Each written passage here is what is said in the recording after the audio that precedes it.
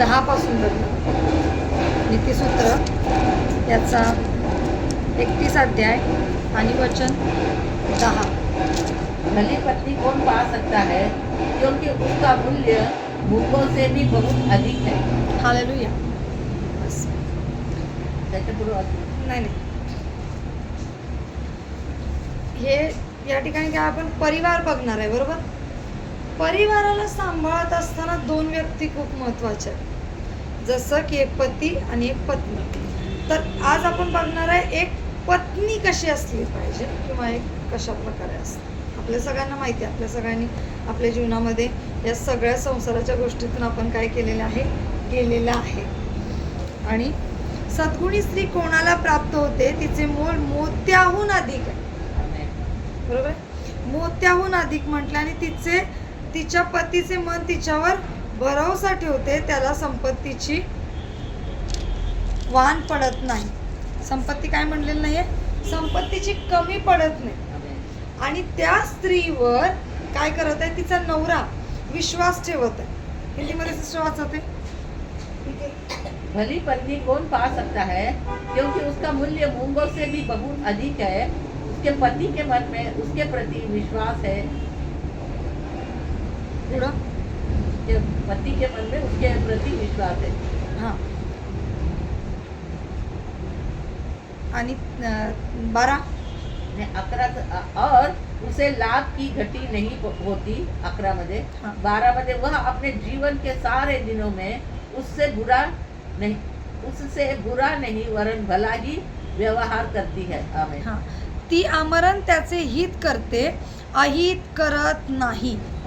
सबसे पहले तो एक पत्नी क्या करती है, अपने पति का आदर करती है, अच्छा सोचती है और कभी भी वो उसके बारे में बुरा नहीं सोचती. मतलब एक पत्नी कैसी होनी है, अपने पति के बारे में अच्छी बात सोचने वाली, अपने पति को अच्छी बातें समझाने वाली, बताने वाली, उसकी सारी जीवन काल में उसके साथ पति के लिए जितना हो सके उतना अच्छा करने वाली. मतलब क्या है, एक पत्नी अपने पति के लिए कभी भी गलत या बुरा नहीं सोचती है. ऐसी पत्नी अगर वो कोई बुरा सोच रही है, बुरा करे, तो क्या वो विश्वास में होगी? एक पत्नी अगर विश्वास में है, विशेष करके वो प्रभु की साथ है, प्रभु की उपस्थिति में बैठने वाली है, तो वो हमेशा क्या करेगी, पहली उसकी सबसे पहली अगर प्रायोरिटी है परिवार के लिए, तो वो अपने पति के लिए क्या करेगी, प्रार्थना करेगी. और वो अपने परिवार के बारे में हमेशा क्या करेगी, अच्छा सोचेगी. वो डांटेगी, बच्चों को डांटेगी, पति ने कुछ गलत कर दिया उसको भी समझाएगी, लेकिन क्या करेगी, उसकी सोच क्या है, अपने परिवार के लिए अच्छा होना चाहिए करके. और ती काय म्हटलंय, ती आमरण, मराठीमध्ये काय लिहिलंय, ती आमरण त्याचे हित करते, अहित करत नाही. आमरण मतलब जब से वो उससे जुड़ी है तब से लेके जीवन के सारे दिन में. हाँ, हिंदीमध्ये छान लिहिलंय की त्याच्या पूर्ण आयुष्यामध्ये, म्हणजे ती जेव्हा त्याचे पती पत्नी एकत्र आल्यापासून ते त्यांच्या शेवटच्या टाइम पर्यंत ती काय करते, चांगलं करते. आता आपण आजी बाबांना बघतो, त्यांचं वय आहे का, आजी त्यांचा आत्ता नवीन संसार करायचं किंवा नवीन एकमेकांसाठी कार्य करायचं आत्ता टाइम नाही, तरी सुद्धा त्यांच्याकडून होत नाही, तरी सुद्धा त्या काय करतात, रोज सकाळी उठतात, रोज जेवण करतात. त्यांचं वय आता एवढं 80-90 होत आलं. या वयामध्ये त्यांनी नव्यानं संसार करायचं किंवा नव्यानं एकमेकांच्यासाठी काहीतरी करायचं, हा त्यांचा टाइम नाहीये. आता जो त्यांचा टाइम आहे तो असा आहे की लेकरांनी त्यांच्यासाठी करायला पाहिजे, बरोबर आहे ना, किंवा नातवंडांनी त्यांच्यासाठी करायला पाहिजे. पण आता समस्यांमुळे काय होतंय, जगातल्या लोकांमध्ये प्रेम नाहीये, एकमेकांच्या बद्दलचा चांगल्या भावना नाहीये. तरी पण त्यांना बरं आहे की देवाने चांगलं ठेवलं.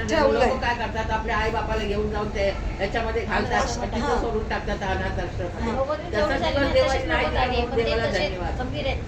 त्यांनी स्वतःला काय केलंय, ख्रिस्तामध्ये आज त्यांना वाटतंय की बाबा ही कलिशिया आपला एक परिवार आहे, आणि त्या कलिशियाच्या जोरावर आजीला तेवढी ताकद आहे.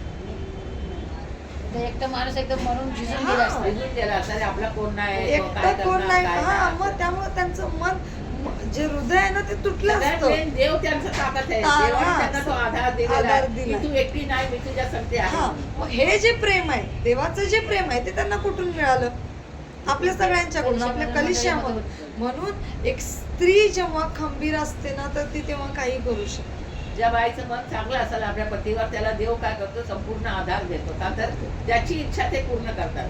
पहिलं त्यांना माहित नव्हतं, पण ते आपण वाचून सांगितल्याच्या नंतर त्यांना सगळं कळतं माहिती ना, झालं, की हा. देव कोण आहे म्हणून. आपल्याला जसं माहिती झालं की आपण देवाच्या इच्छेप्रमाणे वागलं तर देव विश्वास आपल्या संगती राहतो. आणि मग तसंच आपण काय करतो, जसं आपण घर सांभाळतो तसं आपण कलिशा सांभाळतो, कलिशातल्या लोकांना सांभाळतो.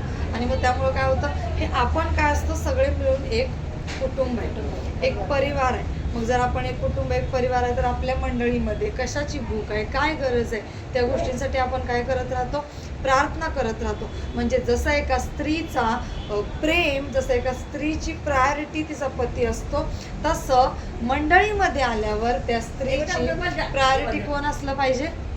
मंडळी असायला पाहिजे, मंडळीतले लोक असायला पाहिजे. मंडळीतल्या लोकांसाठी कार्यरत असणं आपली जबाबदारी, बरोबर आहे ना? तसे आमच्या सुमन सिस्टर रोज धावपळ करतात, पाय तुटला तरी पळत येतात. का? त्यांना माहिती आहे दुसरं कोण नाही आपल्याला, ख्रिस्ताशिवाय आपल्याला कुणाचाही आधार नाही. जगामध्ये आपण पती असो, पत्नी असो, अजून कुठल्याही प्रकारची नाती संबंध असू द्यात, ती सगळी एक दिवस संपणार आहेत त्या खड्ड्यापर्यंत आल्यानंतर. परंतु ख्रिस्ताचं आणि आपलं नातं हे जीवन काळामध्ये पण संपत नाही, स्वर्गात पण असणार, जीवन त्या खड्ड्यानंतर पण संपत नाही, आणि खड्ड्यात वरती गेल्यावर पण संपत. कारण का? आपल्याला ख्रिस्त सार्वकालिक, आपण एकटे नाही. योहान 3:16 मध्ये काय म्हणतो? जगावर एवढी प्रीती केली की त्याने आपला एकुलता एक पुत्र दिला, त्यासाठी की त्यांनी नाश होऊ नये तर त्यांना सार्वकालिक जीवन दिलं.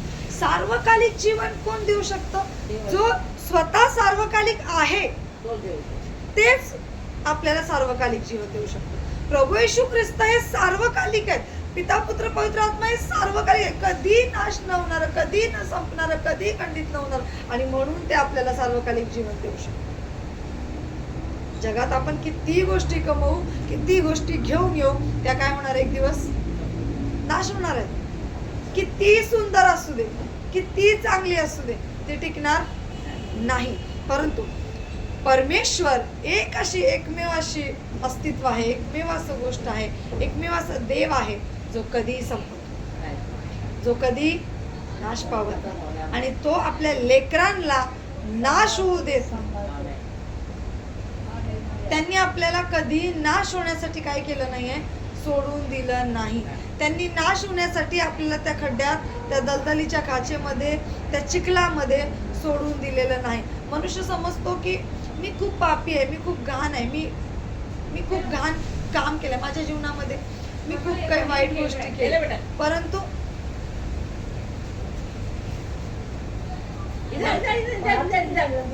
परंतु काय काय की मी घाण असताना मला कोण वाचवू शकत, मला कोण सोडवू शकत नाही. परंतु प्रभू येशू ख्रिस्त एकमेव असा बाप आहे, तो आपल्या मुलांना किती घाणीत पडला असेल तरी तो आणि एकदा ती लेकरं देवाचं वचन शिकल्यावर जरी जगाच्या दुनियेत बाहेर गेली तरी सुद्धा त्यांच्या लक्षात आहे की माझा एक बाप. त्यामुळे आपल्या लेकरांना विशेष म्हणजे देवाचं वचन, देव काय आहे, देव किती प्रेम करतो, देव किती आपल्याला सांभाळतो, किती आपली काळजी घेतो, आपल्या पंखाखाली ठेवतो, या सगळ्या गोष्टी आपण काय करायला पाहिजेत, सांगायला पाहिजे, है ना? दुसरी गोष्ट काय म्हणलंय, तिचे मन तिच्या पतीवर भरोसा ठेवते, त्याला संपत्तीची वाण पडत नाही. तिच्या पतीचं मन काय करत आहे, तिच्यावर भरोसा ठेवत आहे, विश्वास ठेवत आहे. तो पती सुद्धा काय करत आहे, पत्नीवर विश्वास ठेवत आहे. कधी विश्वास ठेवत आहे, जेव्हा ती पत्नी एक विश्वासू आहे, एक प्रार्थना करणारी आहे, एक योद्धा स्त्री आहे, आणि जेव्हा ती सत्यानं वागते त्यावेळेस पती सुद्धा तिच्यावर काय करतो, विश्वास ठेवतो, तिच्यावर प्रेम करतो. आणि तो तिच्यावर प्रेम करतो त्यावेळेस त्यांच्या त्या प्रेमामध्ये परमेश्वराची जी उपस्थिती असते, त्या पुरुषाला कुठल्याही गोष्टीची कमतरता पडत नाही. म्हणून पती पत्नीमध्ये प्रेम असणं खूप गरजेचं आहे. पती पत्नीमध्ये विश्वास असणं खूप गरजेचं आहे. पती पत्नी नेहमी एकत्र असणं खूप गरजेचं आहे. पती एका विचाराला जर असेल तर दोघांचे विचार दोन्ही दिशेला असतील तर त्यांच्यामध्ये एकमत होईल का? एक विचार येतील का? कुठल्याही विषयावर जर ते चर्चा करत असतील आणि जर बोलत बसले पण दोघांचे विचार जर वेगळे आहेत तर त्या विचारावर एक सहमतीचा मार्ग निघेल का? नाही निघणार. कारण का? विचारच वेगळे आहेत दोघांचे.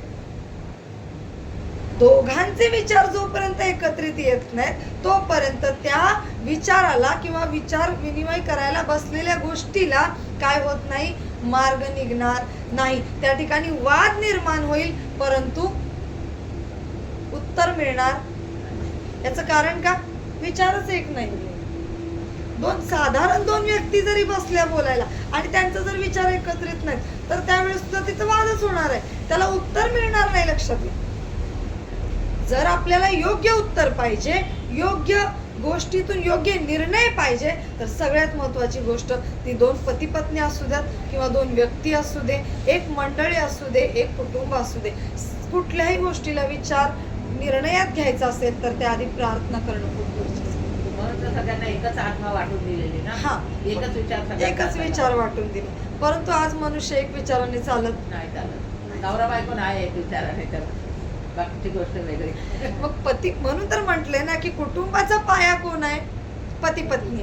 मग पती पत्नी जर एकच विश्वासामध्ये नाही, एकच आत्म्यात नाही आहे, त्यांची बुद्धी विचार एक नाही आहे.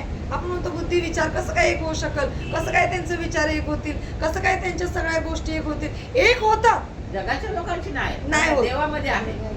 विश्वासणाऱ्यांच्या लेकरांचा एक विचार, एक बुद्धी, एक मत, एक सहमती होऊ शकते. बरोबर आहे ना? आहे ना, होऊ शकते का? आहे असते. पण लय लोकांचं नाही. गॅरंटेड त्या ठिकाणी काय असते? एक विचार, एक सहमती असते. काही वेळेला माझ्या स्वतःच्या तसं नाही तर मग सगळ्यांची भांडे झाले असते ना. हा. तसं आहे म्हणून आपण इतक्या वर्षापासून आपण विश्वासामध्ये, एकत्र बसतो. हा. नाहीतर चार बायका एका जागेवर ते म्हण आहे की म्हणजे चार माणसं घरी लोक राहू शकतात पण चार बायका एकत्र नाही राहू शकत. पण आपण इतक्या वर्षापासून एकत्र एकत्र राहतो राहतो. आणि एका दुसऱ्यावर प्रेम करतो. त्याच्याने आम्हाला माहित पडतं की हे पवित्र आत्म्याचं कार्य, हे माणसाचं कार्य माणसाचं नाही. कार्य. आणि ते काय करतं? आमच्या मनाला आपण भले एक दुसरा किती पण चूक करतो, काय पण करतो, पण आम्ही एका दुसऱ्याला क्षमा करून आम्ही एका दुसऱ्यासाठी जुळून जातो. जुळून का तर हे पवित्र आत्म्याचा आत्मा आमच्या देव का म्हणतो मी एकच आत्मा सगळ्यांना वाटून दिलेली आहे. त्याच्यामुळे आम्ही तसं होत नाही. नाहीतर चार बायका एक सक्ती राहणं म्हणजे ते शक्यच नाही, होणारच नाही ते. पण आपण चार बायका एक पण आम्ही म्हणजे आपल्यामध्ये म्हणजे का तर ते देवाची आत्मा आहे ना. म्हणून आपण एका दुसऱ्याला क्षमा करतो, एका दुसऱ्यावर प्रेम करतो. ह्याच्याने आपल्याला माहित पडतं की देव, खरा देव कोण आहे, जिवंत देव कोण आहे, खरा देव ह्याच्यानेच आपल्याला म्हणजे कसं देव म्हणजे त्याचा देव नाही, देवाचा अनुभव आमच्यामध्ये व्हायला पाहिजे. काय नाही ते काठी पडली बाबा. देवाचा अनुभव जो आहे तो आमच्यामध्ये व्हायला पाहिजे, तेव्हाच आम्हाला कळणार ना. नाही तर कसं कळणार आपल्याला? देव आमचा जिवंत आहे, आमच्यामध्ये राहतो. आमच्या नुसतं ह्याच्यामध्ये लिहिलं जिकडे 2 किंवा 3 जण आहेत तिथे देव त्यांच्यामध्ये आहे.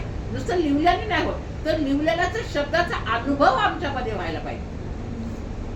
त्याचा तो प्रेम आमच्यामध्ये यायला पाहिजे. त्याच्याद्वारे आम्ही एका दुसऱ्याला क्षमा करायला पाहिजे. त्याच्याद्वारे आम्ही एका दुसऱ्यासाठी आनंदाने प्रेमाने राहायला पाहिजे. तेव्हाच आम्हाला माहित पडतं की देव एकच आहे आणि त्याची आत्मा आमच्या सगळ्यांमध्ये आहे.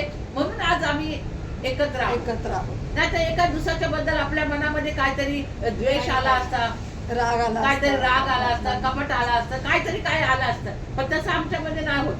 का तर आमचा देव जिवंत आहे आणि तो आमच्या सगळ्यांमध्ये एकच देव भरलेला आहे आणि त्याचा अनुभव आम्हाला देव देतो की हे काय आहे. हे एक विचार करण्यास ही म्हणजे खूप अशी छोटी गोष्ट नाही, खूप खूप खूप मोठी गोष्ट आहे की आम्ही सगळे एकत्र होतो, एक मन होऊन राहतो, एका दुसऱ्यासाठी आम्ही तडपडतो. एक व्यक्ती नाही आला तर दुसऱ्या व्यक्तीला काळजी होते की अरे बाई तो आपल्यामध्ये का नाही. आता आजी बाबा गेले होते हा. ते तर किती वय आहे त्यांचं, तरी पण आपलं मन त्यांच्यासाठी चळवळत होतं, आपण प्रार्थना करत होतो की देवा तिकडे एवढी थंडी आहे, कसे ते म्हातारे माणसं राहतील, ते काय आता जवान नाही की एवढं सामान उचलून घेऊन जायला. हा चला बाबा एक मोठी बॅग घेतली, त्याच्यात आपल्यासाठी स्वेटर हे ते सगळं ब्लँकेट वगैरे घेऊन गेलं, मग असं पण नाही ना. मग त्यांना काय उचलायला पण ताकद नाही, काय घेऊन गेले असतील ते, तिथं कसे राहतील, कसे परत येतील, त्याच्यासाठी आपला जीव त्यांच्यासाठी काळजी लागत तळमळत राहिली होतं. होती. आणि तसं देवानी पण आपली तळमळ ऐकली ऐकली. आणि त्यांना लवकरात लवकर आपल्यामध्ये आणून आमेन, उपस्थित केलं. म्हणजे हे नुसतं बोलणं नाहीये, तर याचा अनुभव आमच्यामध्ये व्हायला पाहिजे. देव आपली प्रार्थना किती ऐकतो है ना.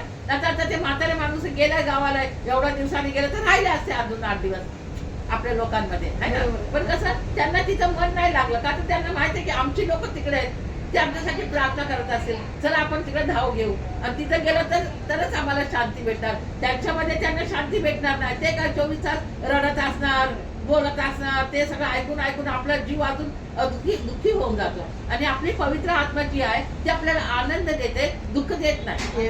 म्हणून आम्ही त्या दुःखामध्ये राहू शकत नाही जास्त वेळ. म्हणून देव काय करतो, त्यांना पटकन आपल्यामध्ये घेऊन असं हे सगळं अनुभव घेऊन बघणं, तेव्हा आम्हाला माहित पडतं की आमचा देव किती खरा आहे, किती जिवंत आहे, किती पवित्र आहे, किती चांगला आहे, किती आपली काळजी करतो. हे सगळं ह्याच्याद्वारे आपल्याला काय होतं, डोक्यामध्ये त्याचा प्रश्न उत्तर आपल्याला त्याचे भेटतात. आणि तेव्हा आमचं प्रेम देवावर काय होतं, जास्त वाढतं आपलं है ना.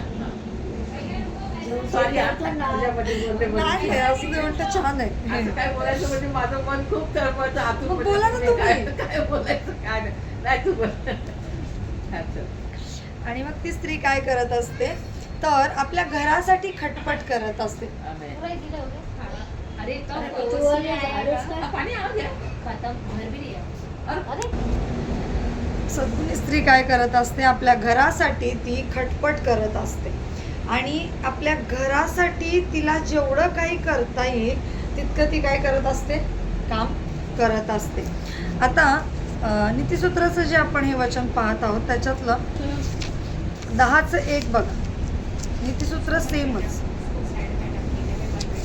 आता आपण काय बघितलं, जर ती एक पत्नी आहे तर ती काय करत आहे, अगर वो एक पत्नी है,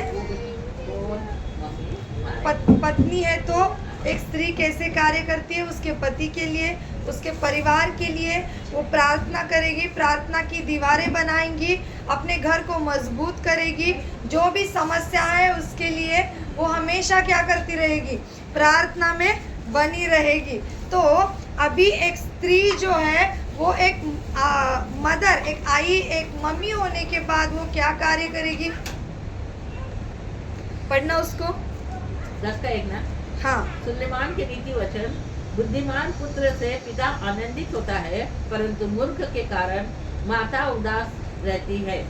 देखो, एक स्त्री अगर अपने बच्चों को ठीक से ध्यान नहीं रख रही है, उनको परमेश्वर के वचन में नहीं पढ़ा रही है, तो वो बच्चों के द्वारा को क्या हो जाएगी, दुखी हो जाएगी. जैसे हमने हवा की स्टोरी को देखा था, वो अपने दोनों बच्चों को प्रभु के बारे में उसने जो भी बताया, लेकिन वो सफल नहीं हो पाई. क्यों? क्योंकि उसने प्रायोरिटी क्या नहीं किया, परमेश्वर को नहीं दिया. उसके जीवन में जो भी आया उसको सिर्फ वो क्या करती चली गई, उसी के अनुसार चलती गई.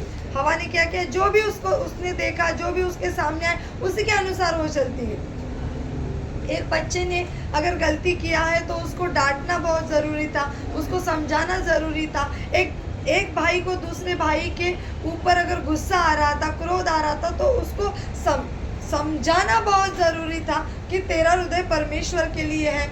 अगर हवा ने उस समय अपने दोनों बच्चों को अच्छी रीति से समझाया होता, परमेश्वर से वचन से बात किया होता, तो क्या उसका जीवन नाश हो जाता, उन बच्चों का? नहीं हो जाता. क्या अपने परिवार को स्थिर खड़ा करने में वो असफल हो जाती? नहीं हो जाती. लेकिन वो असफल इसलिए हो गई क्योंकि उसकी जो प्रायोरिटी थी वो एक स्त्री होने के बाद एक परिवार को जो संभालना चाहिए था, देखना चाहिए था, विशेष करके अपने पति और बच्चों के लिए उसको प्रार्थना करना चाहिए.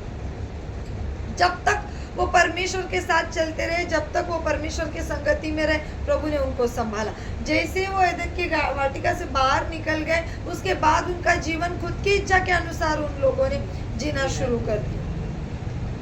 अगर वाटिका से बाहर हो जाने के बाद भी परमेश्वर के सन्मुख में आके अगर वो प्रार्थना करते, पश्चाताप करते या प्रभु की और अपने मुंह को लेके आते, तो क्या प्रभु उनको क्षमा नहीं करता? हम सोचते हैं हम प्रार्थना में बैठेंगे, वचन पढ़ेंगे और हम गीतों को गाएंगे, ऐसा सोचते हैं फिर प्रार्थना हो जाएगा, है ना? लेकिन प्रार्थना करने का सबसे पहला स्टेज ये है कि हम प्रभु की सामने आके बैठे। हम प्रभु के सामने आकर बैठे ही नहीं है और हम सोच रहे हैं कि हम प्रार्थना करेंगे, हम वचन को पढ़ेंगे, हम उसके ऊपर मनन करेंगे। ये सारी बातें बहुत बात की है। पहले सबसे पहले महत्वपूर्ण क्या है कि हम प्रभु के सामने आना। हमसे गलती हो गई है, इसका मतलब ये नहीं कि हम प्रभु से छुप जाए। आदम और हवा ने क्या किया? छुप गए, है ना? खुद को उन्होंने पत्तों से तो लपेट ही लिया, लेकिन खुद को पेड़ों के पीछे छुपा लिया। लेकिन जब प्रभु ने उनको आवाज दिया तो क्या बोला? तुम कहां पर हो? तुमने गलती किया है, तुम छुपे क्यों हो? तुमने पत्तों से ढका है क्या? ये क्या परमेश्वर जानते नहीं थे? परमेश्वर जानते हैं। परमेश्वर ने जान लिया उसी समय अंदर कि उनसे गलती हो गई, इसके लिए वो लोग छुपे। लेकिन छुपना, गलती करना, वो सब बात की बात है। प्रभु कहते हैं तुम जो भी अवस्था में हो, जो भी स्थिति में हो, तुमने गलती किया है, नहीं किया है, कुछ भी होने दो, पहले तुम मेरे सामने। हम जब पिता के सामने आते हैं तो पिता इतना कठोर नहीं है कि वो हर बार हमें शिक्षा करेगा। वो हमें क्षमा करना भी क्या करता है? जानता है, और वो क्षमा इसलिए करता है कि हम उसके नजदीक में बने रहे, हम उसके उस पवित्र जो आवरण है, उसके जो पंखों को क्या बोलते हैं, वो प्रोटेक्शन में, उसकी परमेश्वर की सुरक्षा में, उसके प्रोटेक्शन में आ सके। क्यों? क्योंकि प्रभु जानता है कि एक गलती अगर मेरे बच्चे ने की है और एक गलती के कारण अगर ये बच्चा मुझसे दूर हो जाएगा तो उसको शैतान निगलने के लिए तैयार है। तो इसीलिए हम जो भी करें, कुछ भी बात होने दो, हमें हमेशा परमेश्वर के सामने आना है, उस गलती के लिए क्षमा भी मांगना है। इसीलिए मुलगा मूर्ख तर आई दुखी। अगर कोई बच्चा गलती करता है और वो माँ के सामने नहीं आता है, वो छुपता है और बाहर रहता है, जैसे आजकल के बच्चे कुछ भी गलती करे नहीं करे तो माँ बाप से हमेशा क्या कर जाते हैं? दूर रहते हैं। इसके लिए माँ बाप का मन क्या हो जाता है? दुखी हो जाता है। तो ये होने से पहले ही हमें बच्चों को, एक माँ को क्या करना है? सिखाना है। क्यों? क्योंकि ज़्यादातर टाइम दिन के समय में माँ ही बच्चों के साथ रहती है। तो माँ को क्या करना है? अपने बच्चों को सिखाना है कि तुमसे गलती हो गई हो, कुछ भी हो, तुम मेरे सामने क्या करो?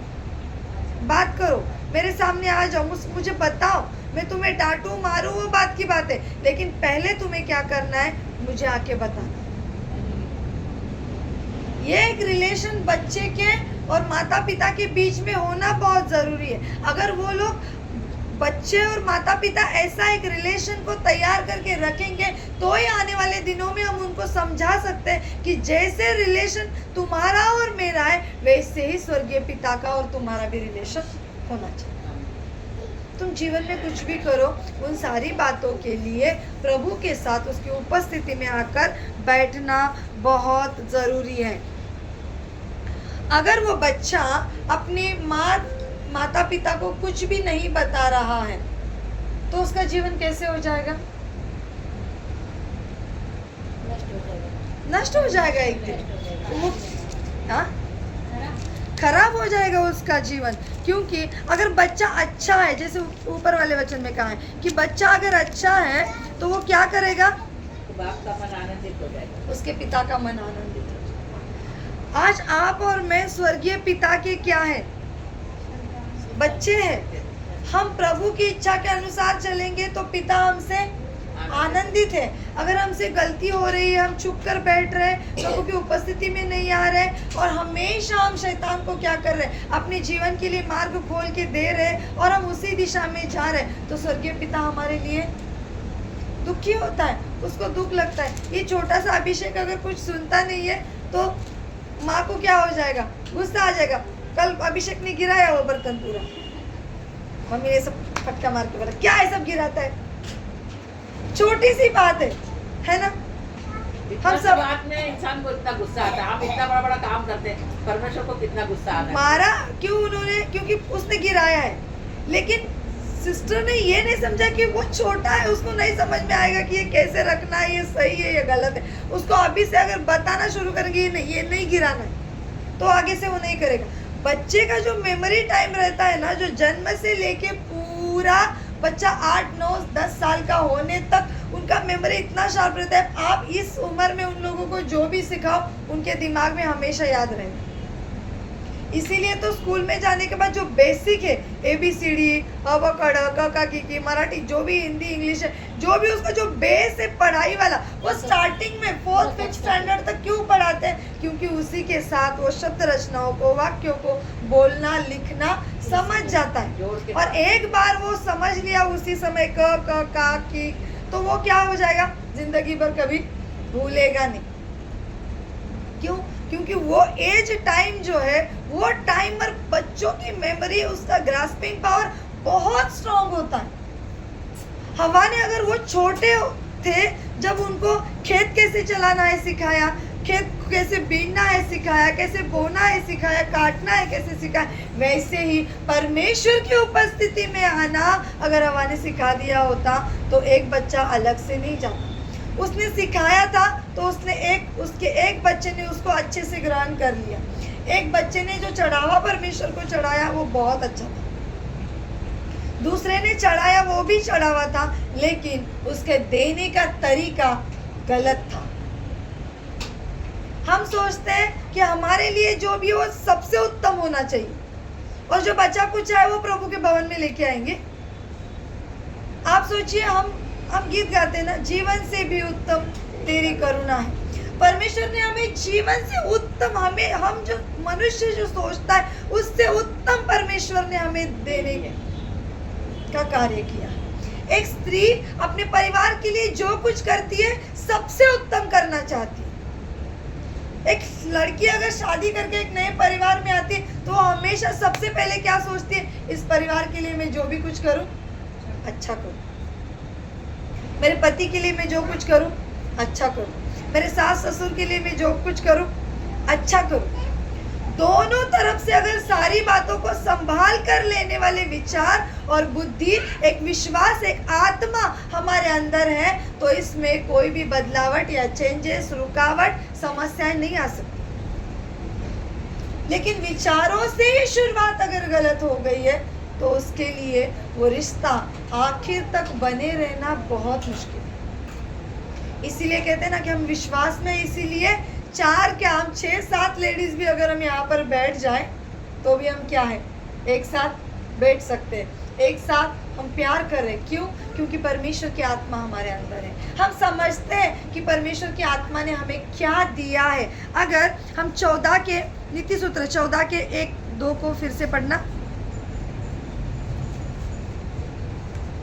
वहीं पर, हर बुद्धिमान स्त्री अपने घर को बनाती है, पर मूर्ख स्त्री उसको अपने ही हाथों से गिराती। हालेलुया। एक बुद्धिमान स्त्री क्या कर रही है? अपने घर को बनाती है। एक बुद्धिमान स्त्री अपने घर को बनाती है और एक मूर्ख स्त्री अपने घर को तोड़ देती है।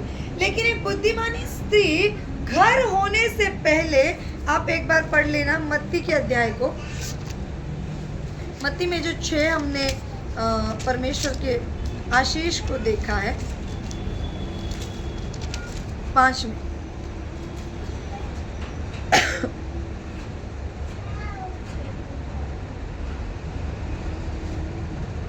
पहाड़ी उपदेश, हाँ 8,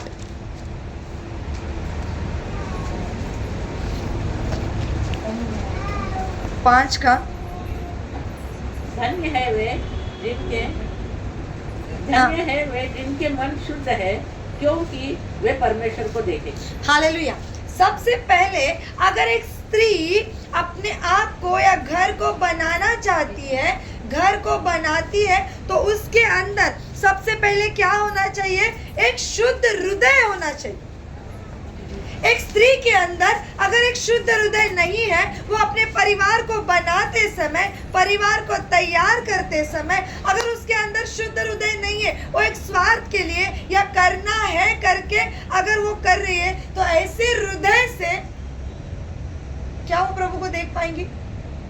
एक स्त्री जब अपने घर को बनाते समय, शारीरिक घर हो, आत्मिक घर हो या कलीसिया का घर हो, हमने 3 घर को हमेशा देखा है। एक शारीरिक घर, उसका खुद का शरीर। इसलिए वचन क्या कहता है? अपने शरीर को क्या करना है? परमेश्वर ने क्या बोला है? तुम्हारा शरीर मेरा मंदिर है। इस मंदिर को बनाना, इस मंदिर को तैयार करना एक स्त्री के हाथ में है। अगर चाहे तो उस स्त्री को खुद को, जैसे हम दुनिया में देख रहे, वस्त्र पहनने का तरीका, चलने का तरीका, मेकअप करने का तरीका, खुद को संवारने का तरीका, प्रभु कहाँ पर भी नहीं बोलता है कि तुम खुद को संवारो नहीं, खुद को अच्छा नहीं रखो, खुद को गंदा रखो, ऐसे बोला है? एक घर को हम सजाते हैं, एक परिवार को हम सजाते हैं, तो खुद को साफ सुथरा रखना, अच्छे वस्त्र पहनना, अच्छा रीति से रहना प्रभु ने मना किया है। कहीं पर भी हमें शास्त्र नहीं दिखा। यहूदी समय में तो स्त्रियां खुद को अच्छे से सज के संवार के रखती थी। वो जानती थी कि मेरा शरीर क्या है? परमेश्वर का मंदिर है। लेकिन आज खुद को सजाना और संवारना हो क्या गया है पता है? सामने वाले देखने का दृष्टिकोण है वो पूरी तरह से बदल जा रहा है। एक तो खुद को सजाने का और संवारने का तरीका बदल दिया लोगों। उसकी वजह से क्या हो रहा है? सामने वाला पाप में गिरना ही गिरना। प्रभु ने ऐसा नहीं कहा कि तुम खुद को ठीक से नहीं रखो। अगर हमने एक सुंदर साड़ी पहना है, अच्छे से बाल को बांध के रखा है, उसमें आप फूल लगाओ नहीं लगाओ आपकी मर्जी। आपने नहा लिया है, वस्त्रों को अच्छे से पहना है, बालों में तेल लगाया है, थोड़ा सा पाउडर लगा दिया है, कुछ ऑर्नामेंट्स पहनो नहीं पहनो, एक घड़ी को पहन लिया, एक पगड़ी को पहन लिया, तो इसका मतलब ये नहीं कि तुम्हारा और परमेश्वर का आत्मा अलग हो गया। हमें आत्मा को भी उसी रीति से संभालना है जैसे हमने इस शरीर को संभाला है। आत्मा को भी पवित्र आत्मा का वस्त्र पहनाना बहुत जरूरी है। अलंकार आत्मा के ये है कि हम परमेश्वर के वचन को परिधान किए रहे। ये शारीरिक शरीर को संवारना नहीं है, अंदर की आत्मा को संवारना क्या है अलग से। जैसे हमने हमारे शरीर को नहीं, आत्मा को क्या किया? बपतिस्मा के द्वारा धो लिया, है ना? धो लिया। वचनों से हमें उसको श्रृंगारित करना है। हमारा जीवन का तेज, हम दुनिया में पाउडर लगा लिए, जैसे बोला अभी मैंने, एक साधारण श्रृंगार की बात मैंने आपको बताई। तो वैसे ही हमारे चेहरे का जो आत्मिक तेज है वो पवित्र आत्मा का है, और वो आने के लिए पवित्र आत्मा का सामर्थ्य हमारे अंदर होना बहुत जरूरी है। हम पवित्र आत्मा को छोड़ के रह रहे और हमने बोला कि हाँ मैं बहुत अच्छी, कैसे हो सकता है? एक स्त्री जब वो बना रही है घर को, तो सबसे पहले उसको खुद के शरीर को बहुत बनाना बहुत जरूरी है। ये शारीरिक मंदिर को सबसे पहले बनाना बहुत जरूरी है। आत्मिक शरीर को सबसे पहले तैयार करना बहुत जरूरी है। जब तक एक स्त्री आत्मिक शरीर, आत्मिक घर, आत्मिक मंदिर को जब तक नहीं तैयार कर सकती, तब तक वो अपने परिवार को अच्छी रीति से नहीं तैयार कर सकती। हालेलुया। समझ में आ रहा है? आप ऐसे बैठो, चेयर को टेक के से बैठो। ये मेरी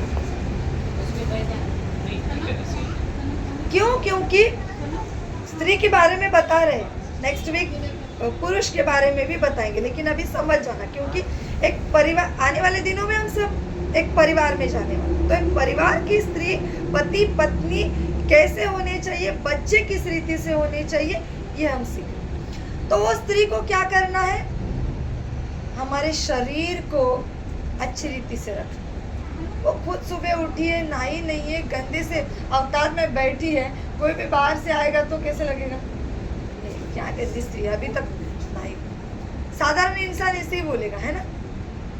शरीर को साफ सुथरा रखना, इसका मतलब हमारे शरीर से, हमारे विचारों से नेगेटिविटी को दूर करना है। हम सुबह नहाए नहीं हो, ऐसे ही काम कर रहे, कैसे लगा रहे, कभी ये काम खत्म हो जाएगा, मुझे ना क्यों उसको खुद के शरीर की जो स्मेल है, गंदगी है, पसीने की बदबू, उससे इरिटेशंस होती है। आपको पता है ऐसी गंदी वाली बातों से पवित्र आत्मा नहीं, दुष्ट आत्मा ज्यादा एक्टिव हो जाता है। पवित्र आत्मा से भी दुष्ट आत्मा एक्टिव होती है, वो बात अलग है, उसका लेवल ही अलग है। उसको समझना भी पहले आपको इस बातों को समझना पड़ेगा। उनके अलग अलग लेवल पर पहले बढ़ने से पहले हमारे अंदर का आत्मिक स्तर बढ़ना चाहिए। एक स्त्री जब उसके परिवार को संभालना चाहती है, जानती है, नहीं बोल रही हूं मैं, इच्छा रखना नहीं है, वो अगर इच्छा रखती है कि मैं मेरे परिवार को अच्छी रीति से संभालूं, मेरा परिवार एक अच्छा बढ़ोतरी में होना चाहिए, मेरा पति एक अच्छा होना चाहिए, मेरे बच्चे अच्छे होने चाहिए, इन सारी बातों को तैयार करने से पहले एक स्त्री को खुद को तैयार करना पड़ेगा। एक स्त्री अगर आत्मिक स्तर पर प्रार्थना करने वाली नहीं है, वो एक आत्मिक योद्धा नहीं है, वो अपने खुद के लिए, अपने खुद के आत्मिक जीवन को बढ़ाने के लिए वो घुटनों पर नहीं बैठ रही है, वो उपवास और प्रार्थना में नहीं जा रही है, वो कलीसिया के साथ संगति में नहीं है, वो परिवारों की प्रार्थनाओं में संगति पर नहीं है, आप जानिए वो कैसे बढ़ाएगी खुद को, समझ पाएगी। दूसरी बात, इन सारी बातों के साथ इकट्ठा होने से पहले उसका और परमेश्वर का जो रिलेशन है वो एक होना बहुत जरूरी है। वचन के साथ उसको बैठना पड़ेगा, वचन के साथ अकेले में परमेश्वर से बात करना पड़ेगा। जब तक वो अकेली नहीं रहेगी तब तक वो आगे नहीं बढ़ पाएगी। हम सोचते हैं अकेले कैसे बढ़ेंगे, नहीं, अगर एक स्त्री को अपने परिवार को मजबूत बनाना है तो उसको चार दीवारी के अंदर अकेले बैठना पड़ेगा। वो पुरुष भी है तो भी अगर वो चाहता है कि वो अपने परिवार को मजबूत बनाए, मेरे हाथ की कमाई मैं ही खाऊं, मेरे हाथ की कमाई दुनिया में व्यर्थ ना जाए, डॉक्टर के पास ना जाए, मेरे बच्चे एक अच्छी लेवल पर पढ़ाई करें, मेरे बच्चे बुद्धिमानी बने, तो वो दोनों खुद को अकेले कमरे में बंद करना ही उनका स्वास्थ्य है। वही तो चीज कोई नहीं कर पाता। समझ में आ रहा है? बाकी सब करते हैं लेकिन ये नहीं करता। अकेले रहना है, जो भी कुछ भी हो जाओ, पति पत्नी होने दो, कैसे भी होने दो, 2 घंटा कम से कम तुम्हें अकेला परमेश्वर के साथ चार दीवारी के अंदर होने दो, आपके बेडरूम में होने दो, आपके हॉल में होने दो, होना ही पड़ेगा। क्योंकि जब तक एक मनुष्य अकेला नहीं हो जाता तब तक वो बढ़ेगा नहीं। हमने कल ही योना के उदाहरण को देख लिया, इतने दिन से योना चल रहा है, वो खुद के विचारों से चल रहा है। परमेश्वर जानता है कि ये अकेला नहीं बैठ रहा है, इसको अकेला करना पड़ेगा, इसको इस दुनिया से अलग करना पड़ेगा, इसको खुद के विचारों से भी अलग करना पड़ेगा, तब जाके वो मेरे विचारों को समझ पाएगा। हमेशा हम संगति में रहना अच्छी बात है, संगति में एक ताकत है, एक विश्वास है, एक स्ट्रॉन्गनेस है, युद्ध करने के लिए, लड़ाई करने के लिए एक ताकत है, लेकिन एक खुद को अकेले बैठने में अगर ऐसा नहीं होता तो आप बताइए, प्रभु यीशु मसीह सुबह उठने से लेके रात के 2 बजे तक वो हमेशा झुंड में है ना। प्रभु यीशु मसीह किधर भी जाए आप देख, सोने के टाइम पे तो अकेले बैठता है। 3 वो रात को क्या करते थे, सारे शिष्यों को अलग करके अलग वो उनको बैठते, उनको बोलते थे आप इधर बैठ के प्रार्थना करो, मैं ऊपर जाके प्रार्थना करता हूँ। तो आप बताइए, यीशु मसीह शारीरिक तौर पर दुनिया में आने के बाद भी वो जानते हैं कि पिता से मेरा संबंध अकेले में होना, प्रार्थना करना, व्यक्तिगत रूप से, एक व्यक्ति का संबंध होना चाहिए। व्यक्तिगत रूप से हमें क्या करना है, परमेश्वर के साथ मिलाप होना बहुत जरूरी है। ऐसा नहीं होता तो परमेश्वर यीशु मसीह खुद शारीरिक तौर पर वो बात करते, क्यों किया, उनको जरूरत थी, यीशु मसीह को ऐसा करना जरूरत थी नहीं ना, जरूरत है। अरे ऐसा कैसा नहीं, यीशु मसीह को ऐसा करना जरूरत है क्या, जरूरत नहीं है, लेकिन वो खुद परमेश्वर है, वो खुद जानते हैं कि पिता पुत्र पवित्र आत्मा उनके अंदर है, इसलिए उन्होंने कई कई समय पर उन्होंने बोल दिया कि परमेश्वर आ गया है करके, राज्य आया है करके, लेकिन कभी भी शिष्यों को वो बात समझ में नहीं आई। उन्होंने ये भी बोला जब तक वर उनके साथ है ये उपवास नहीं करेंगे, वर इनसे निकाल के ले जाएगा तभी वो उपवास करेंगे। समझ में आया उन लोगों को?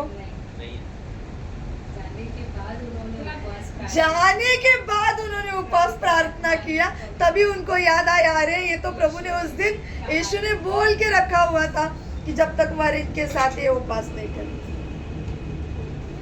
सोचिए शारीरिक तौर पर होने के बाद वो समझ नहीं पाए, और हम तो आज सभी हम क्या है, आत्मा में उपस्थित है प्रभु, तो हमें कितना जानने की जरूरत है।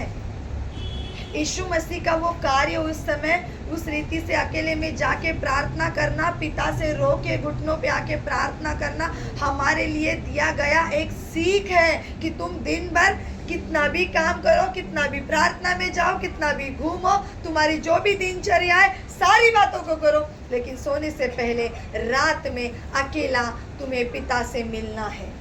कभी भी मिलो, रात में मिलो, सुबह में मिलो, कभी भी कोई भी टाइम मिलेगा, लेकिन एक अकेला समय बिताना बहुत जरूरी है। लेकिन हम क्या कर रहे हैं, संगति हो गई, कर लिया ना प्रार्थना, घर जाके सो जाएंगे। अभी यहाँ पे 3 घंटा प्रार्थना किया ना, 11 बजे से लेके 3 बजे तक प्रार्थना किया, बस हो गया, अभी घर जाके सो जाए, शाम में बैठ जाएंगे। नहीं हो सकता, हमें प्रभु के साथ बैठना बहुत जरूरी है। यहाँ से के भी प्रार्थना करना है, पति पत्नी, हाँ, वो संगति अलग बात है, लेकिन अकेले में वो अलग। हाँ, वो बात क्या है, अकेला है, अकेलापन हमें, सॉरी, अकेलापन ठीक आएगा अभी, सिस्टर पानी में भीग गए।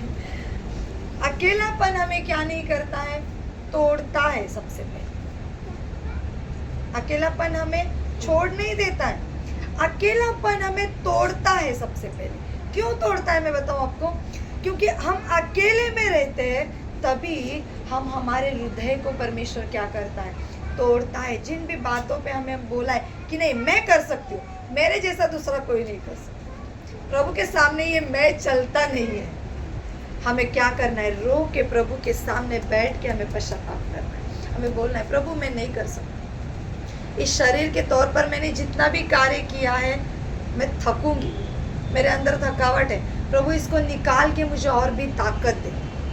दूसरी बात, हम कई सारी बातों पर हम क्या कर जाते हैं, थक जाते हैं, है ना।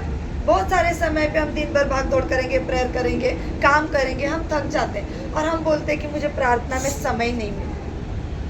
और एक हफ्ते के बाद हम क्या करते हैं, सोचते हैं कि मैं कमजोर हो गई हूँ अंदर से, है ना।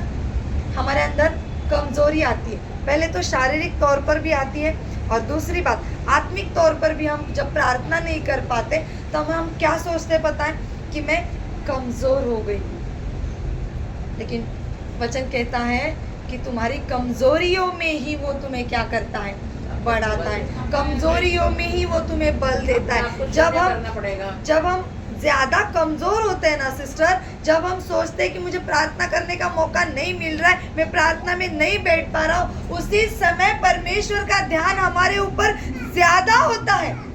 उसी समय परमेश्वर ज्यादा हमें प्रोटेक्ट करते हैं। क्यों? क्योंकि वो जानते हैं कि ये बच्चा इस काम में व्यस्त है, इस प्रार्थना के समयों में व्यस्त है, उसको अकेले में बैठने के लिए समय नहीं मिल रहा है। शारदा सिस्टर, परमेश्वर का आत्मा आपको छू रहा है। वो जानता है कि उस समय मेरे बच्चे को ज्यादा ताकत है, ये मेरा बच्चा भी गड्ढे में गिरा हुआ है, वो बीमारियों की अवस्था में, शैतान ने उसके बांध को रखा है, तो वो परमेश्वर हमें ज्यादा ताकत, ज्यादा प्रोटेक्शन देने की तैयारी में खड़ा रहता है। लेकिन हम क्या करते हैं, हम कमजोर हो गए, मुझे टाइम नहीं मिल रहा है, मैं पीछे हूँ, ऐसे करके हम क्या हो जाते हैं, और भी पीछे कर लेते हैं खुद को। लेकिन हमें समझना चाहिए कि उसी समय मुझे ज्यादा ताकत है, उसी समय परमेश्वर ने मुझे मेरे अंदर से भर दिया है करके।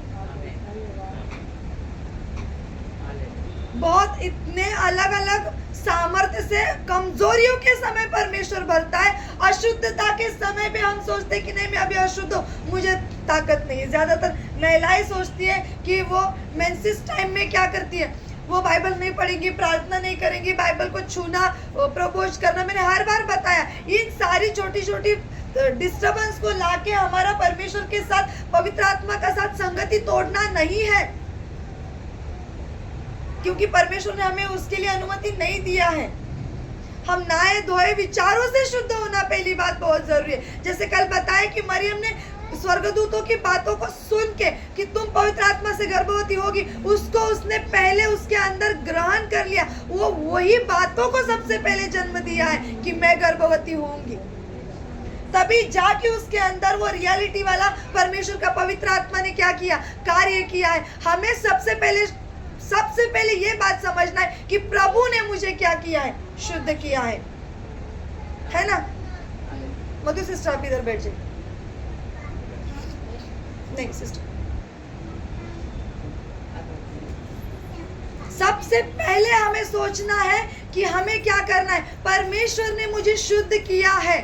परमेश्वर बोलतो कि तुझे पाप लाके सर के लाल असतील तरी मी त्याला शुभ्र करेन, है ना। यशा में हम पढ़ रहे हैं, हमारे पाप जितने भी गंदे हैं, हमारे पाप जितने भी खराब है, प्रभु कहता है मैंने तुझे क्या कर दिया है, शुद्ध किया है। तो एक स्त्री जब तक वो खुद से समझेगी नहीं कि मेरे अंदर परमेश्वर की आत्मा वास करती है, तब तक वो आत्मा कैसे कार्य करेगी। इसके लिए उसके विचारों में, उसके मन में, उसके हृदय में उसको एक्सेप्ट करना बहुत जरूरी है। हम एक्सेप्ट नहीं कर रहे और बोल रहे हैं, सिर्फ मुंह से बड़बड़ कर रहे हैं, मेरे अंदर पवित्र आत्मा है। पवित्र आत्मा है तो तू ज्यादा बड़बड़ नहीं करेगी। पवित्र आत्मा है तो तू घर में चिड़चिड़ नहीं करेगी। पवित्र आत्मा है तेरे अंदर तो तेरे अंदर गुस्से वाली बात, स्वार्थ वाली बात या दूसरों के मन को दुखाने वाली बात नहीं आएगी। पवित्र आत्मा है तो तू सामने वाले का आदर करना भी जानती है। तेरे अंदर पवित्र आत्मा है तो आए हुए गेस्ट को कैसे संभालना है वो भी तू जानी। पवित्र आत्मा है तो एक दूसरे के ऊपर प्यार करना अच्छी रीति से समझ जाए। वो कोई भी इंसान होने दो, विश्वासु होने दो, अविश्वासु होने दो, रास्ते में चलने वाला भिखारी होने दो, उसके ऊपर भी प्यार करना एक व्यक्ति जानता है तभी जब उसके अंदर पवित्र आत्मा का कार्य होता है। जैसे सिस्टर हमें कल से बता रही है कि वो आत्मा को समझो। वो हम आत्मा को समझते नहीं, उसकी उपस्थिति को पहचानते नहीं, उसकी नम्रता को हम पहचानते नहीं। परमेश्वर ने जो हमें दर्शाया है उसकी हर एक कृति से, उसके हर एक कार्य से हम नहीं समझ रहे। हम बोलते हैं कि मेरे ब्लड लाइन से निकला हुआ ही मेरा भाई और बहन है। प्रभु यीशु मसीह ने खुद बोला कि जो परमेश्वर का वचन सुनते हैं, उसकी इच्छा पर चलते हैं, वही मेरे भाई बहन है, वही मेरे अपने लोग है ना। एक स्त्री अपने दूध पीते हुए बच्चे को भी छोड़ सकती है, भूल सकती है, लेकिन परमेश्वर हमें नहीं छोड़ता है। क्यों नहीं छोड़ता है? प्रभु को उसके पीछे कुछ स्वार्थ है। आप बताइए, प्रभु हमसे जो प्रेम करते हैं उसके लिए यहाँ पर कहीं भी लिखा है कि प्रभु को हमसे कुछ मतलब है, हमसे कुछ मिलने वाला है? हम 10 तोला सोना लेके प्रभु को दे सकते हैं? प्रभु बोलेंगे उससे करोड़ों सोना मेरे पास स्वर्ग में रखा हो, उससे तो मैं तुम्हारे लिए घर बना रहा हूँ, है ना। इतना अच्छा जो कभी नष्ट नहीं होगा। ये इधर का सोना जो है वो खत्म हो जाएगा, नष्ट हो जाएगा। आगे जाके जे शांती करणारे ते धन्य, कारण त्यांना देवाची मुले म्हणते। एक स्त्री अगर अपने हृदय को शुद्ध करती है तो वो अपनी प्रार्थना में परमेश्वर को देखेगी, अपनी प्रार्थना में परमेश्वर की उपस्थिति देखेगी। वो जब अकेली बैठेगी तो परमेश्वर की संगति को महसूस करेगी, परमेश्वर की सामर्थ्य को अपने अंदर, अपने आजू बाजू में जो बैठी है उस जगह में परमेश्वर की सामर्थ्य को वो क्या करेगी, पहचानेगी। दूसरी बात, वो क्या कहते हैं, शांति करने वाली रहेगी तो वो परमेश्वर की बच्ची ठहराएगी। हिंदी में पढ़ना सिस्टर उसको।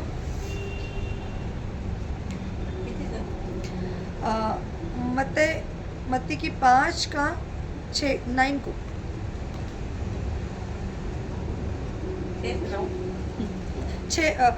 5 का 9 को पढ़ी।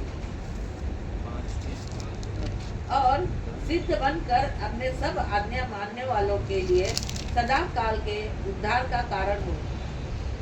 कौन सा नहीं, पढ़ा? मती कौन से है ना? पाँच। नौ, मत- धन्य है वे जो मेल मिलाप करने वाले हैं, क्योंकि वे परमेश्वर के पुत्र कहलाएंगे। हालेलुया। हालेलुया। वो क्या कहा है वहां पर? वो मेल मिलाप करने वाले होने चाहिए। एक स्त्री जब घर को संवारती है, घर को बनाती है, घर को बांधती है, तो वो मेल मिलाप करने वाली होनी चाहिए। क्यों मेल मिलाप करने वाली होनी चाहिए? क्योंकि उसने क्या कहा है कि मेरा शरीर परमेश्वर का मंदिर है। अगर मेरा शरीर परमेश्वर का मंदिर है तो मैं क्या घर को तोड़ने वाली स्त्री होनी चाहिए? सामने वाला कैसा भी बिहेवियर करे उसके लिए वो मेल मिलाप करने वाली होनी चाहिए। अगर वो स्त्री अपने परिवार को, अपने पति को, जैसे हमने अभी आपके आने से पहले नीति वचन का 30 अध्याय से 10 में पढ़ा कि वो स्त्री क्या करती है, कभी अपने पति के लिए अहित नहीं चुनती है। पति अगर गलत मार्ग में जा रहा है तो उसको समझाना, उसको सिखाना, पवित्र आत्मा से, वचन से उसके साथ बात करना, ये हर एक पत्नी का कर्तव्य है। उसके लिए प्रार्थना करना, उसको हर बात के लिए उसका अच्छा होना, उसके लिए मध्यस्थता करना एक पत्नी का कार्य है। पति क्या करना चाहिए ये कल देखेंगे, संडे के दिन, क्योंकि ज्यादातर पुरुष संडे के दिन आते हैं, है ना। इस समय ज्यादा पुरुष नहीं रहे, इसलिए आज हम स्त्रियों के बारे में सीखेंगे और नेक्स्ट सैटरडे बच्चों के बारे में कि बच्चे किस रीति से होने चाहिए। तो अभी हमने जो देखा है कि एक स्त्री कैसी होनी चाहिए, मेल मिलाप करने वाली, अपने शरीर को, अपने घर को, शारीरिक घर को, आत्मिक घर को, आत्मिक कलीसिया को बनाने वाली होनी चाहिए। और तीसरी बात, वो अपने पति के लिए अच्छा हित करने, पढ़िए उसको नीति वचन का 31 का 10 में, भली पत्नी कौन पा सकता है, क्योंकि उसका मूल्य मूंगों से भी अधिक है। मूंगों से अधिक है। मूंगों मतलब हीरे से। उसके पति के मन में उसके प्रति विश्वास है और उसे लाभ की घटी न होगी। वह अपने जीवन के सारे दिनों में उससे बुरा नहीं वरन भला ही व्यवहार करती है ना। वो अच्छी पत्नी क्या करती है? भला करती है। भला करती है। कुछ भी होने दो उसको क्या करेगी? समझाएगी। आगे पढ़ना सिस्टर उसको। 13 पढ़ो। वह ऊन और सन ढूंढ ढूंढ कर अपने हाथों से प्रसन्नता के साथ काम करती है। वह व्यापार के जहाजों के समान अपनी भोज वस्तुएं दूर से मंगवाती है। वह रात रात ही को उठ बैठती है और अपने घराने को भोजन खिलाती है और अपने दासियों को अलग अलग काम देती है। वह किसी खेत के विषय में सोच विचार करती है और उसे मोल ले लेती है और अपने परिश्रम के फल से दाख की बारी लगाती है। वह अपनी कटी को बल के फेटे से कसती है और अपनी बाहों को दृढ़ बनाती है। वह परख लेती है कि मेरा व्यापार लाभदायक है। रात को उसका दिया नहीं बुझता। वह अटेरन में हाथ लगाती है और चरखा पकड़ती है। वह दिन के लिए मुट्ठी खोलती है और दरिद्र को संभालने के लिए हाथ बढ़ाती है। वह अपने घराने के लिए हीन से नहीं डरती, क्योंकि उसके घर के सब लोग लाल कपडे पहनते हैं। बस हाँ। वहाँ पर क्या मराठीमध्ये काढलंय, आपल्या कुटुंबासाठी तिला बर्फाचे भय वाटत नाही, कारण तिचे सर्व कुटुंब किरमिजी बनात पांघरलेले असते। क्या हो रहा है वहाँ पर? एक स्त्री को अपने परिवार को संभालते समय बर्फ का भय, बर्फ मतलब रियलिटी वाला, ठंडी का डर नहीं रहता। सुबह 4 ठंडी, बजे उठ के बारिश, जो भी समस्याएं आती है, सब एनवायरनमेंट में जो भी होता है, वातावरण में जो भी बदलावट चेंजेस होते हैं, उसके लिए वो डरती नहीं है। अभी सुबह इतनी ठंडी पड़ती है फिर भी हम नहीं उठते हैं ना। उठ के हम खाना बनाते हैं, खुद को साफ करके खाना बना लेंगे, घर को संवारेंगे, तभी हम सोचते हैं कि मुझे ठंडी लग रही है करके। वो तो मैं नहीं करता। पानी पानी में हाथ, सुबह मैंने पानी में काम करने के समय शाहरुख को बोला चाय पिया ना आपने, तो बोला हाँ। कब कब तो इधर उठाओ इसको और जाके धो के रखो। बोलता है मम्मी पानी इतना ठंडा है, मुझे हाथ लगाने के लिए मन नहीं है, आपने इतने सारे बर्तन धो लिए, आप तो सुपर मॉम हो। तो मैंने उसको क्या बोला, मैं सुपर मॉम हूँ तो सोचना आप सुपर मॉम के बेटे हो, एक कप धोने में आपको इतनी तकलीफ नहीं होनी चाहिए। वो बोलता है आपके पास जवाब ही जवाब है। कहने का मतलब क्या है, अगर मैं सुपर मॉम हूँ तो मेरे बच्चे क्या है, सुपर मॉम के बच्चे, तो वो मुझसे भी क्या होने चाहिए, स्ट्रांग होना है करके मैंने उसको समझाया। तो इसके लिए अगर हमारा परमेश्वर एक सामर्थ्यशाली पिता है तो उसके बच्चे हैं हम, कैसे होने चाहिए, ऐसे ठंडी से डर लग रहा है, दुष्शैतान से डरे हैं, दुष्टात्मा से डरे हैं, समस्या से नहीं लड़ पा रहे, ऐसे बच्चे होने चाहिए। सुपरमैन से भी ताकत, सामर्थ्यशाली खुदा है हमारा, वो कभी रुकने वाला, कभी गिरने वाला या बच्चों को गिराने वाला है क्या? सिस्टर क्या मैं हाथ पकड़ लूं और बोलूं सिस्टर अभी मुझे बहुत दर्द हो रहा है छोड़ दो, ऐसा है क्या? थोड़ा मैं कभी कभी हाथ पकड़ लेती हूँ तो ऑटोमेटिकली वो टाइट हो जाता है, सिस्टर को पता रहेगा। तो क्या कर रहे हैं, छोड़ना है, सामने वाले को कितना टाइट पकड़ लिया, छोड़ दे। यीशु मसीह तो हमारे हाथ को ऐसे पकड़ के रखे हैं तो कभी छोड़ेंगे नहीं। तो वो सामर्थ्यशाली खुदा, कभी नष्ट नहीं होने वाले परमेश्वर के संतान है हम। हमें कैसे होना है, साधारण ऐसे वो दिवाली में जो बम आते हैं उसमें लगाते, फिर वो बहुत दिन का रहेगा तो वो क्या हो जाता है, उधर ही बुझ जाता है, फटता तो है नहीं, आवाज भी नहीं आती, खुश हो जाता है। हम कैसे होने चाहिए, लगाया इमीडिएटली युद्ध में लगाए गए बम जैसे ना।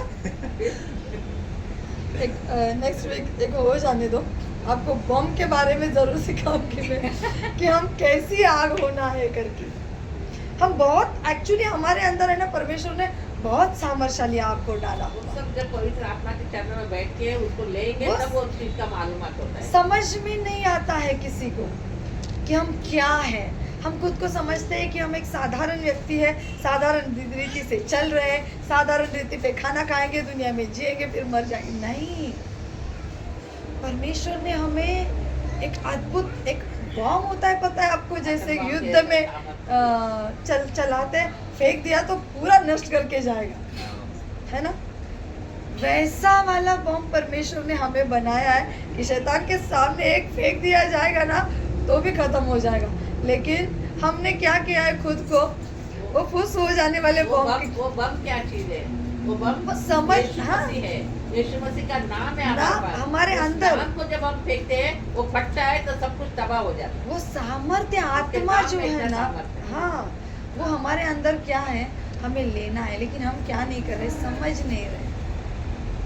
दुनिया की रीति में जो चलता है कि हम एक साधारण स्त्री है, साधारण व्यक्ति है, साधारण बच्चे, उस रीति हम नहीं है, हम अलग किए गए हैं। उसके सामर्थ्य से परमेश्वर ने हमें भरा है, उसके लहू से हमें सिंचित करके रखा हुआ है। हम वो पौधा है जो पानी में हमेशा लगाए रखा हुआ है। तो इसीलिए हमें क्या नहीं होना है। इसीलिए वो स्त्री कैसी है, दुनिया की कोई भी चीज से वो डरती नहीं है। वो लोग ऐसे नहीं रहती है, लेकिन परमेश्वर की जो स्त्री है, जो परमेश्वर के ऊपर विश्वास किया है जिसने, वो कैसी है, मजबूत है। वो खेत भी क्या कर लेती है, खुद भी जाके खेत की चौकसी करती है, खेत खरीदती है, उसमें दाख की बारियों को लगाती है, उसके साथ जो काम करते हैं वो दासी उनको खाने का वाटा निकाल कर देती है। उसकी कमर हमेशा बांध के रखी हुई है बलरूप पट्टे से। वहां पर लिखा है कि ती बलरूप पट्ट्याने आपली कंबर बांधते, ती आपली बाहू नेटाने कामाला लावते। हमेशा हम परमेश्वर के साथ, परमेश्वर की संगति में, परमेश्वर के राज्य में हम एक काम करने वाले व्यक्ति है, एक काम करने वाली स्त्री है। तो हमारे अंदर हमारी कमर किससे बंधी होनी चाहिए, बलरूप पट्टे से। हमारे बाहु किससे काम करने वाले होने चाहिए, हमेशा उत्साहित काम के साथ। इसके लिए एक स्त्री कमजोर नहीं है।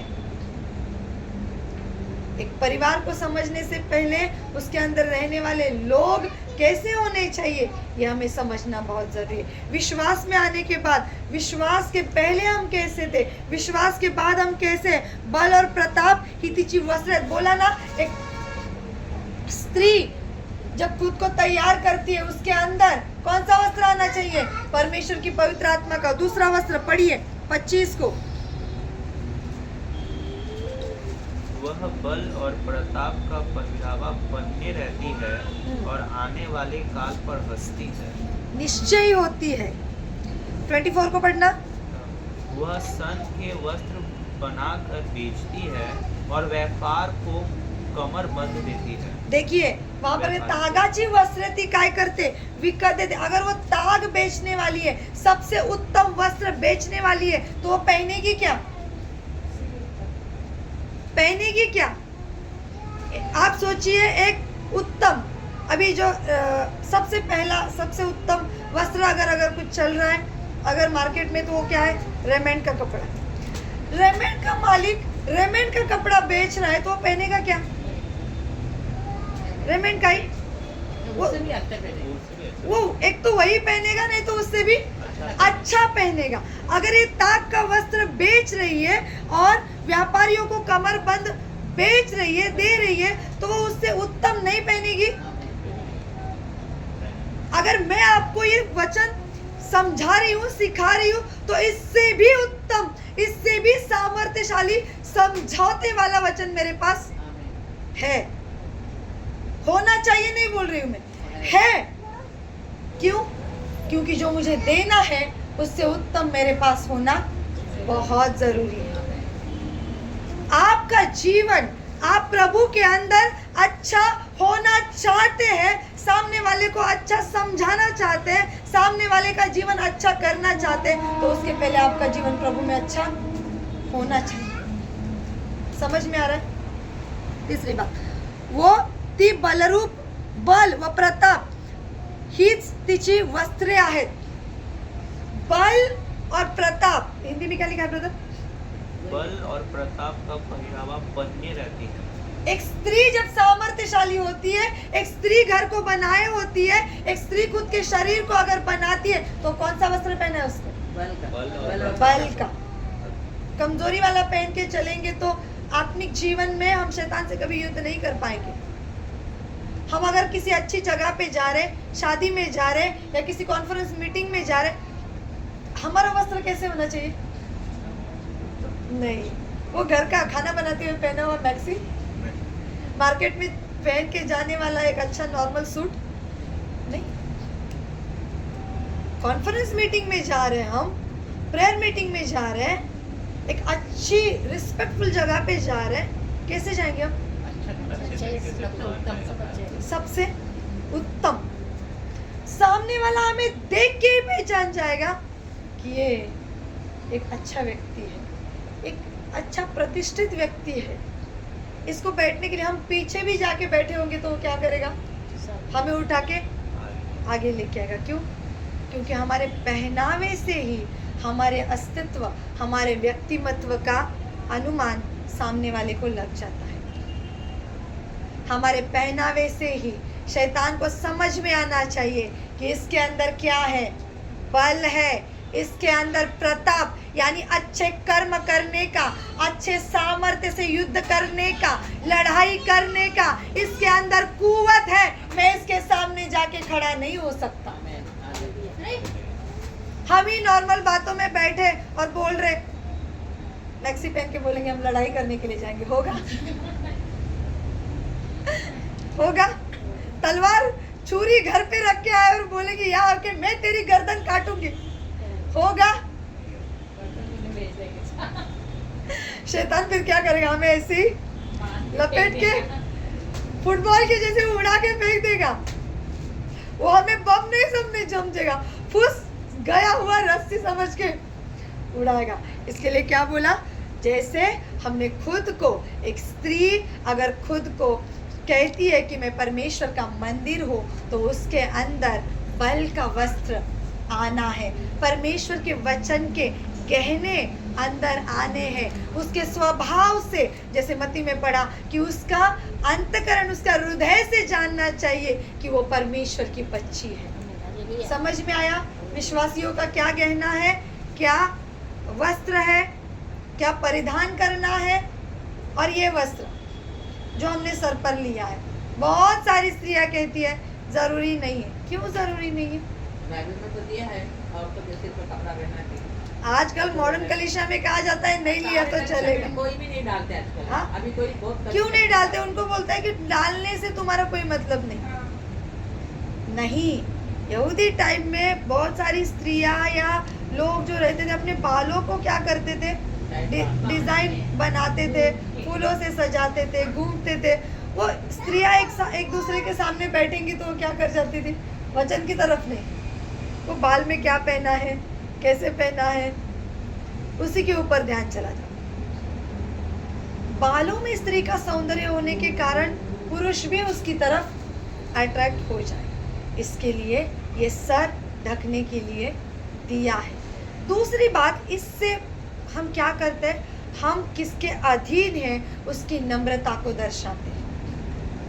हमारे सर के ऊपर कोई ताज नहीं, हमारे सर के ऊपर पति है, पति के ऊपर परमेश्वर का यीशु मसीह, ताज यीशु के ऊपर पिता पर है ना, बराबर है, वही मैं समझा रही हूँ। तो फिर इसके लिए हमारे सिर पे कपड़ा इसके डालना लिए चाहिए।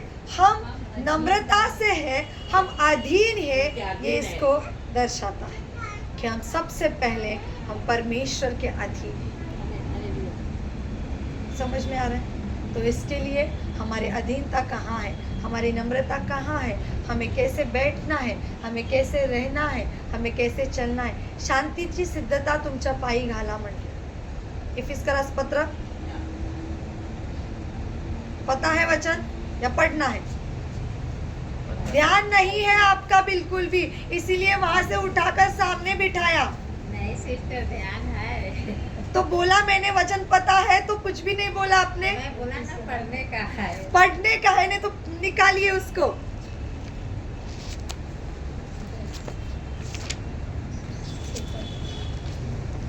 निकालिए इफिस्करास पत्र कलसे के फिलिपेस के पहले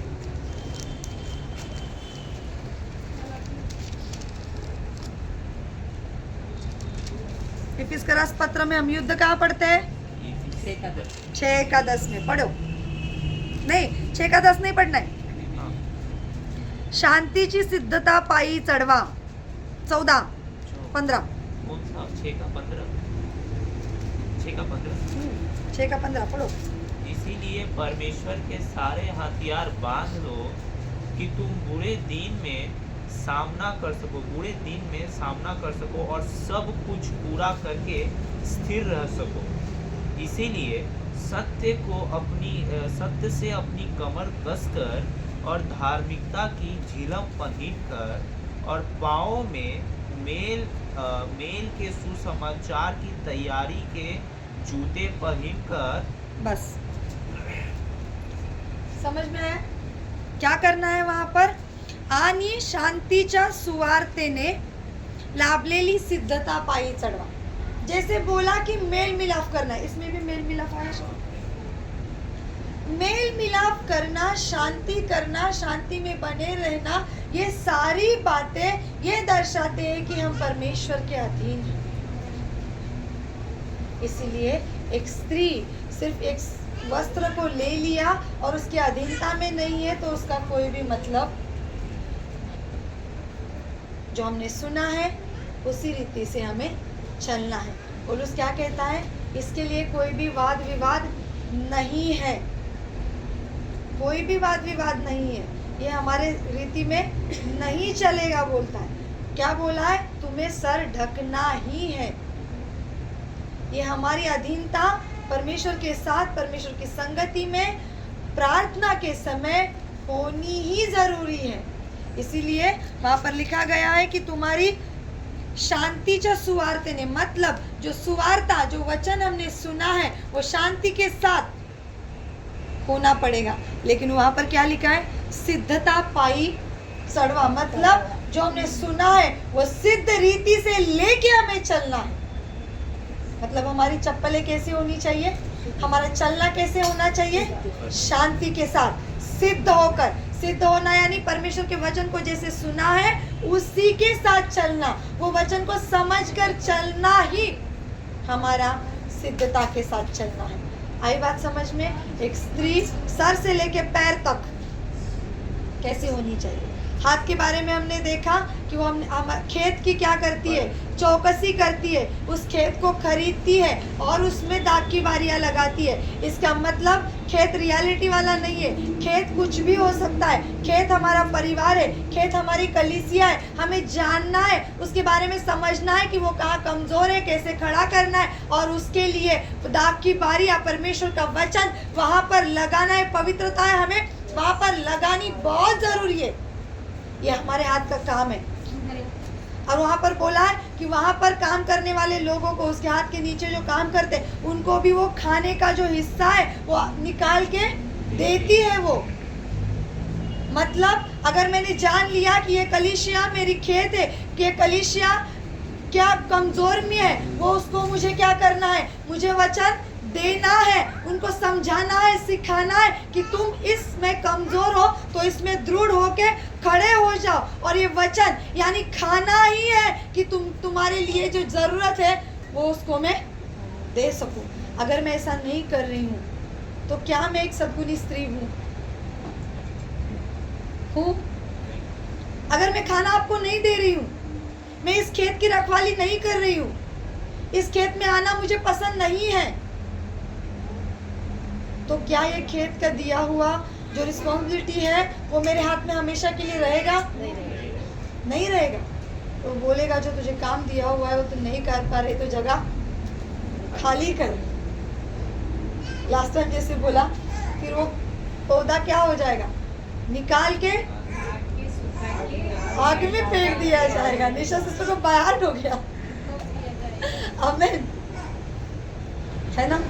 तो हमें सूखने वाली स्त्री नहीं होना है, सूखने वाला परिवार नहीं होना है, सूखने वाला कलीसिया नहीं होना है। हमें क्या होना है? परमेश्वर में सामर्थ्य स्त्री होना है, सिद्ध होना है, सर से लेके पैर तक परमेश्वर के राज्य के लिए कार्य करने वाला एक उपयोगी पात्र, एक पौधा होना है। आई बात समझ में?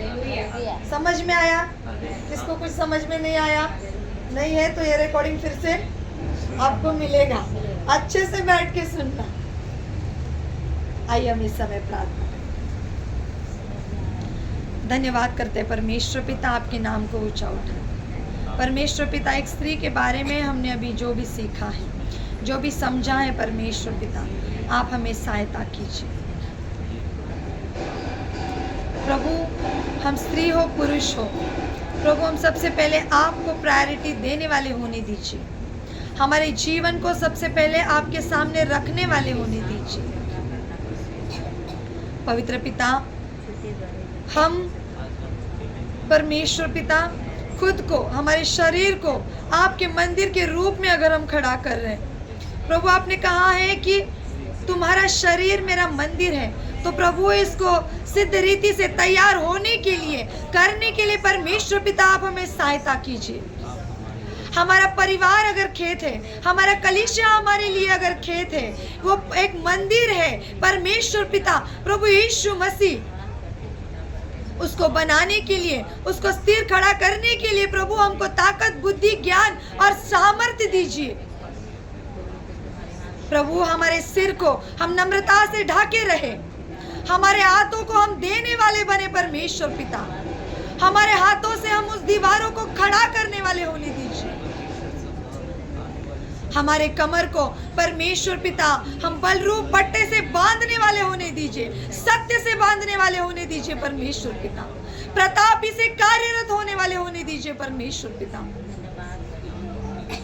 प्रभु यीशु मसीह हमारे शरीर की तौर पर, हमारी कलीसिया की तरफ, हमारे परिवारों की तरफ अगर कोई भी शैतानी ताकत, कोई भी दुष्ट शक्ति, कोई भी संकट, कोई भी बीमारी या समस्या आ रही है, तो प्रभु उसको आने से पहले प्रभु हम प्रार्थना में बैठकर उन सारी दीवारों को तोड़ने वाले होने दीजिए परमेश्वर।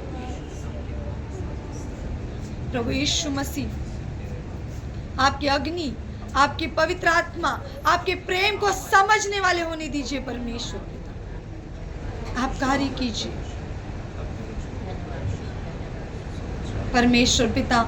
जो भी आज मैं यहाँ पर बांट पाई हूँ उससे अधिक आपने मुझे दिया है परमेश्वर पिता, ये मैं जानती हूँ परमेश्वर पिता। ऐसे सारे मेरे बहनों को, भाइयों को परमेश्वर पिता आपके वचनों में मजबूत खड़ा कीजिए परमेश्वर। उनके अंदर अकेले बैठकर परमेश्वर की आराधना करने की सामर्थ्य दीजिए परमेश्वर पिता। वो अकेले में बैठकर समझ पाए मेरा परमेश्वर कैसा है, मेरा सामर्थ्य देने वाला खुदा कैसा है। ओ हालेलुया, हालेलुया, स्तुति हो परमेश्वर पिता आपके नाम की।